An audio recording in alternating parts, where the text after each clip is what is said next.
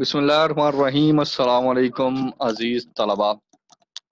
हमारा first term का syllabus जो था, जिसको हमने फर्स्ट टर्म के लिए जो है वो तकसीम किया था, वो मुकम्मल हो चुका।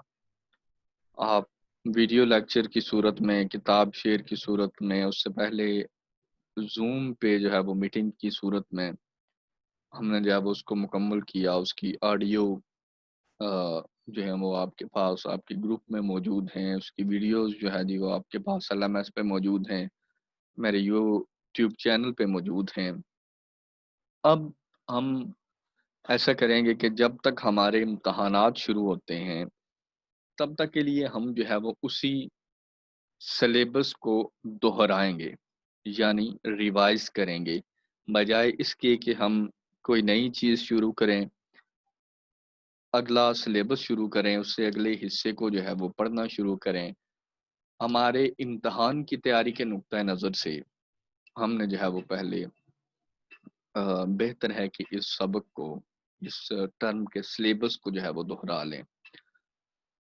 उसके लिए हम जो है कि दो दो असबाक को, दो लेसन्स को जो है हमने एक लेक्चर में उसको जो है वो मुख्तसरन पढ़ना है, क्योंकि तफसील के साथ हम उसको जो है वो पहले पढ़ चुके हैं। आप यकीनन आप लोगों ने उसको लिखा होगा, उसको दोहराया होगा, लेकिन मुख्तसरन हम उसमें से एक मर्तबा फिर जो है वो गुजर जाएंगे, ताकि कोई चीज़ रह गई हो तो उसको हम जो है वो देख सकें। इसी तरह आप जो है वो पहले की तरह मैसेजेस के ज़रिए, कमेंट्स के ज़रिए से जो है वो पूछ सकते हैं, सवालात कर सकते हैं। हमारी शेयर स्क्रीन पे आपको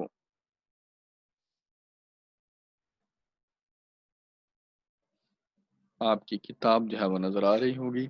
हमारा पहला सबक, हमारी पहली नज़्म हम्द थी, जिसको हम पहले भी जो है वो पढ़ चुके हैं।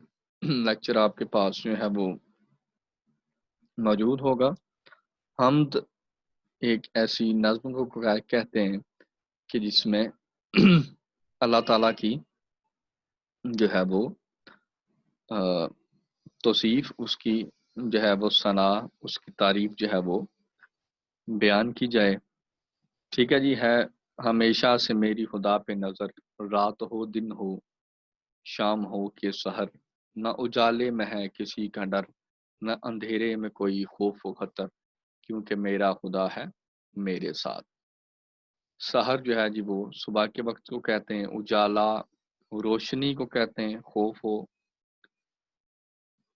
खतर जो है वो खौफ डर को कहते हैं। खतर से मुराद खतरा है। अल्फाज मानी हम जो है वो पहले भी कर चुके हैं। शायर कह रहे हैं कि हमेशा जो है वो मुझे इस बात का एहसास है कि मेरा खुदा जो है वो हर वक्त मेरे साथ है। दिन हो, शाम हो, रात हो, या जो है जी के मतलब कि कोई भी वक्त हो, कोई भी ऐसा एक लम्हा नहीं कि जिसमें अल्लाह ताला जो है वो मुझे तन्हा छोड़ दे। शाम का वक्त या सवेरा हो, चांदनी हो कि घुप अंधेरा हो, मीना ने आंधी ने मुझको घेरा हो, लैक पुरहोल दिल न मेरा हो, क्योंकि मेरा खुदा है मेरे साथ। लैक से मुराद मैंने आपको बताया था कि लेकिन है, पुरहोल जो है वो यानी कि दिल में कोई खौफ व खतर ना हो, दिल में कोई डर नहीं होता, क्योंकि हर वक्त मेरा खुदा जो है वो मेरे साथ मौजूद है। मुश्किल अल्फाज के मानी भी जो है जो हम उसको पहले पढ़ चुके हैं।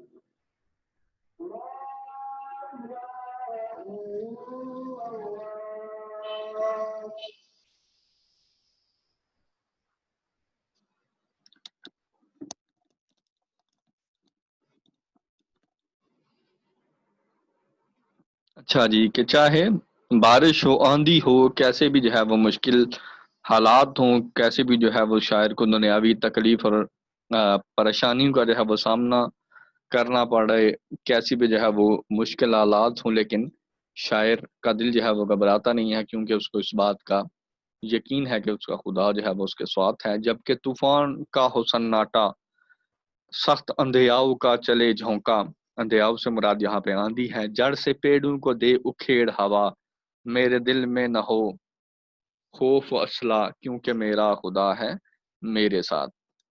تصویر میں جو ہے جی آپ اس منظر کو دیکھ سکتے ہیں کہ کیسے جو ہے وہ آندھی ہے، طوفان ہے، اور وہ پیڑوں سے مراد جو ہے یہ درخت ہیں، اور ان کو وہ جو ہے کہ وہ سخت آندھی جو ہے وہ اس کو جڑوں سے اکھاڑ رہی ہے۔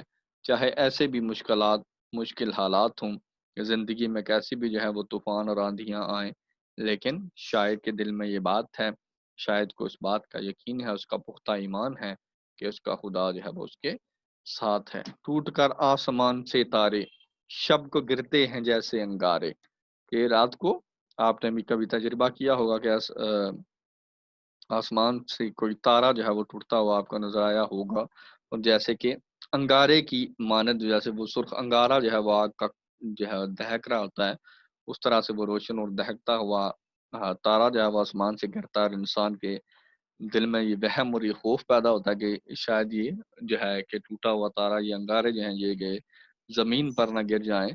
وہم کرتے ہیں لوگ بیچارے، کہ لوگ بیچارے یہ وہم کرتے ہیں، میں نہ گھبراؤں خوف کے مارے، لیکن کسی خوف و خطرے کی وجہ سے شاعر کہتے ہیں کہ میں گھبراتا نہیں ہوں، کیونکہ شاعر کو اس بات کا یقین ہے کہ اس کا خدا جو ہے وہ اس کے ساتھ ہے۔ میرے رستے میں ہو اگر میداں، یا پرانا کوئی کھنڈر سنساں، کوئی مرگھٹ ہو یا قبرستاں، نہ خطا ہوں وہاں میرے اوساں۔ اوسان سے مراد یہاں پہ جو ہے اوسان سے کے معنی ہے ہوش و حواس، کے میدان ہو، کھنڈر ہو، مرگٹ وہ جہاں پہ ہندو جو ہے وہ اپنے مردوں کو جلاتے ہیں، کوئی قبرستان ہو، یعنی کہ کیسی بھی جو ہے وہ راہیں ہوں، شاعر کہتے ہیں کہ میں کبھی گھبراتا نہیں ہوں، کیونکہ شاعر کا یہ پختہ ایمان ہے کہ اس کا خدا اس کے ساتھ ہے۔ ہو بیابان میں گزر میرا، یا سمندر پہ ہو سفر میرا، ٹھیک ہے جی، آپ یہ دیکھ رہے ہیں کہ سمندر میں کشتی کیسے جو ہے وہ پانیوں پہ کولے کھاتے ہوئے جا رہی ہے۔ دور رہ جائے مجھ سے گھر میرا، رہے پھر بھی کبھی جگر میرا، کبھی سے مراد ہوتا ہے مضبوط جگر جو ہے جی کے دل میں کوئی خوف و خطرہ جو ہے پیدا نہیں ہوتا، کیونکہ میرا خدا ہے میرے ساتھ، کیونکہ شاعر کو اس بات کا یقین ہے، پختہ ایمان ہے اس کا کہ اس کا خدا جو ہے وہ ہر وقت اس کے ساتھ ہے۔ کون سے عمل کے ہونے پر لوگ وہم کرتے ہیں کہ جب آسمان سے تارے ٹوٹ کر گرتے ہیں؟ کن حالات میں شاعر کا جگر کبھی رہتا ہے، یا ہم ابھی جو ہے وہ پڑھ کے آئے اس آخری بند میں کہ اس سے جو ہے وہ سمندر میں جو اس کو طوفان نے گھیرا ہو، یا اس کا گھر جو ہے وہ اس سے دور رہ جائے، تو پھر بھی شاعر جو ہے وہ اس کا جگر جو ہے وہ مضبوط ہوتا ہے۔ شاعر کو کسی بھی چیز کا خوف کیوں نہیں ہے؟ کیونکہ شاعر کو اس بات کا یقین ہے کہ اس کا خدا اس کے ساتھ ہے۔ خوف زدہ کرنے والے مقامات کون سے ہیں جی؟ مرگھٹ ہے، قبرستان ہے، آندھیاں ہیں، وہ رات کو تاروں کا ٹوٹ کر گرنا ہے۔ اس کے علاوہ جو ہے جی کہ وہ سمندر کے سفر ہیں، ٹھیک ہے جی کہ یہ چیزیں جو ہیں وہ انسان کو خوف زدہ کرتی ہیں۔ اللہ تعالیٰ کے ذکر سے ہمارا دل جو ہے وہ کیا ہوتا ہے؟ کبھی اور مضبوط رہتا ہے۔ اللہ تعالیٰ کو یاد کرنے سے ہر قسم کے وہم و گمان ختم ہو جاتے ہیں۔ طوفان کا شور ہو یا اس کے تھمنے کے بعد کا سناٹا ہو، اللہ تعالیٰ ہر صورت میں جو ہے وہ ہمارے ساتھ ہوتا ہے۔ قبرستان اور مرگھٹ، مردوں کو دفنانے یا جلانے کے مقام میں بھی شاید جو ہے وہ گھبراتا نہیں ہے۔ بارش کا دوسرا نام جو ہے وہ مینا ہے۔ مجھ کو ہم بڑی جو ہے وہ تفصیل کے ساتھ پڑھ چکے ہوئے ہیں، پھر بھی اس میں کسی بات کی جو ہے کوئی وضاحت ہو تو آپ جو ہے وہ پوچھ سکتے ہیں۔ اسی طرح آگے نعت جو ہے جی کہ میں نے آپ سے پہلے بھی بات کی تھی کہ مشق کو حل کرنا ایک ٹیکنیک ہے، ایک ٹرک ہے، ٹھیک ہے جی کہ جب آپ اس کو غور سے پڑھ لیتے ہیں، سبق کو سمجھ لیتے ہیں، تو آپ کے لیے مشق کو حل کرنا جو ہے وہ مشکل نہیں رہتا جاتا۔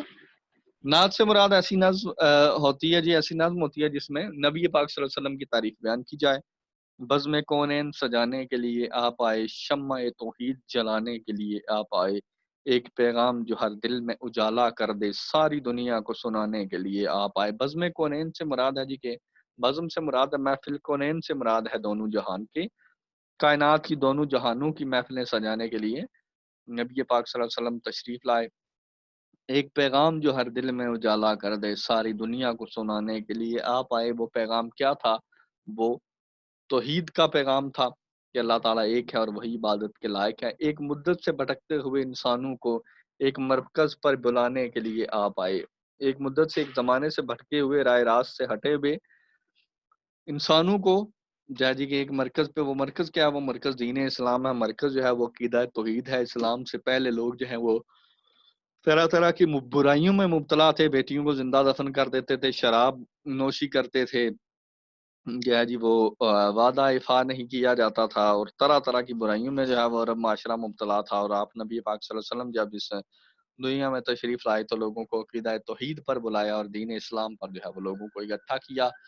ناخدا بن کے امڑتے ہوئے طوفانوں میں، امڑتے ہوئے ابھرتے ہوئے طوفان جو ہے، ناخدا ہوتا ہے ملاح، کشتی کا چلانے والا، کشتیاں پار لگانے کے لیے آپ آئے کہ اس دنیا جہان کی جو مشکلات ہیں، چاہے دنیاوی حوالے سے یا دین کے حوالے سے، جو لوگ جو ہیں وہ طرح طرح کی جو ہے وہ برائیوں میں مبتلا تھے، تو جیسے طوفانوں میں جو ہے وہ کشتی ایک گری ہوتی ہے اور اس کو پار لگانے والا ایک ملا ہوتا ہے، اسی طرح ایک مصیبت اور جو ہے جی کہ برائیوں میں ڈوبی ہوئی جو لوگ تھے، جو امت تھی، اس کی کشتی کو جو ہے وہ منزل مقصود تک پہنچانے کے لیے نبی پاک صلی اللہ علیہ وسلم جو ہے وہ اس جہان میں تشریف لائے۔ قافلے والے بھٹک جائیں نہ منزل سے کہیں، دور تک راہ دکھانے کے لیے آپ آئے۔ قافلے والے سے مراد ہے دنیا والے، کہ اس دنیا میں انسان جو ہیں، لوگ جو ہیں اللہ تعالیٰ کی عبادت کرنے کے لیے آئے ہوں گے۔ اس انسان کی تخلیق کا مقصد جو ہے وہ خدا تعالیٰ کی عبادت ہے، اور انسان جو ہے اس دنیا کی رنگینیوں میں کھو جاتا ہے یہاں پہ آ کے، اور دور تک راہ دکھانے کے لیے آپ آئے، کہ دور تک سے مراد ہے کہ قیامت تک کے لیے، ٹھیک ہے جی کہ دوسری دنیا جو ہے جہان فانی سے کوچ کرنے کے بعد ہم نے جو ہے کہ جہاں پہ اگلی منزل میں جو ہے وہ ہم نے جانا ہے، تو جو ہے اس کے لیے آخرت تک کی جو ہے وہ دونوں جہانوں میں رہنمائی فرمانے کے لیے نبی پاک جو ہے وہ اس دنیا میں تشریف لائے۔ چشم بیدار کو اسرار خدائی بخشے، اسرار خدائی سے مراد ہے خدائی راز جو ہے، اسرار سے مراد ہوتا ہے راز۔ چشم بیدار جاگنے والی آنکھ، یعنی کہ باشعور لوگ جو ہیں، عقل اور فہم رکھنے والے لوگ جو ہیں، ان کو خدائی رازوں سے آشنا کیا۔ سونے والوں کو جگانے کے لیے آپ آئے، کہ خواب غفلت میں ڈوبے لوگوں کو جو ہے وہ جگانے کے لیے آپ صلی اللہ علیہ وسلم جو ہے وہ اس دنیا میں تشریف لائے۔ شمع توحید جلانے سے شاعر کی کیا مراد ہے؟ شمع توحید سے مراد جو ہے وہ عقیدہ توحید ہے، اور توحید کا پیغام جو ہے، دین اسلام کا پیغام جو ہے وہ مراد ہے۔ نبی پاک صلی اللہ علیہ وسلم کون سا پیغام سنانے کے لیے آئے؟ پیغام توحید سنانے کے لیے نبی پاک صلی اللہ علیہ وسلم جو ہے وہ جہان میں تشریف لائے۔ حضرت محمد صلی اللہ علیہ وسلم کون سی بزم سجانے کے لیے تشریف لائے؟ آپ صلی اللہ علیہ وسلم جو ہے وہ بزم کونین سجانے کے لیے، دونوں جہانوں کی جو ہے وہ محفل کو سجانے کے لیے آپ آئے۔ آخری شعر میں سونے والوں کو جگانا کے الفاظ استعمال ہوئے ہیں، بتائیں ان کا مطلب کیا ہے؟ ان کا مطلب وہی ہے جی کہ اس دنیا میں جو غفلت کے مارے لوگ جو ہیں، جو بھٹکے ہوئے لوگ جو ہیں، ان کو جو ہے وہ راہ راست پہ لگانے کے لیے جو ہے وہ آپ صلی اللہ علیہ وسلم اس دنیا میں تشریف لائے۔ نعت میں دیے گئے الفاظ کی مدد سے جملے مکمل کریں۔ ہمارے پہلے لیکچرز میں ہم جو ہے جن جملوں کو مکمل کر چکے ہیں، مزید اس میں کسی تشریح کی ضرورت ہے، مشقی سوالات میں کسی قسم کا کوئی سوال یا کوئی بات سمجھ میں نہ آنے والی ہو تو آپ جو ہے وہ میسیجز کے ذریعے سے پوچھ سکتے ہیں، کامنٹس کے ذریعے سے پوچھ سکتے ہیں۔ اس کو دہرائیے گا ضرور، پچھلے لیکچرز کو ضرور سنیے گا، اس کو لکھیے گا ضرور۔ اس کے بعد کوئی سوال ہو تو آپ میسیجز کے ذریعے سے، کامنٹس کے ذریعے سے پوچھ سکتے ہیں۔ اپنا خیال رکھیے گا۔ اللہ حافظ۔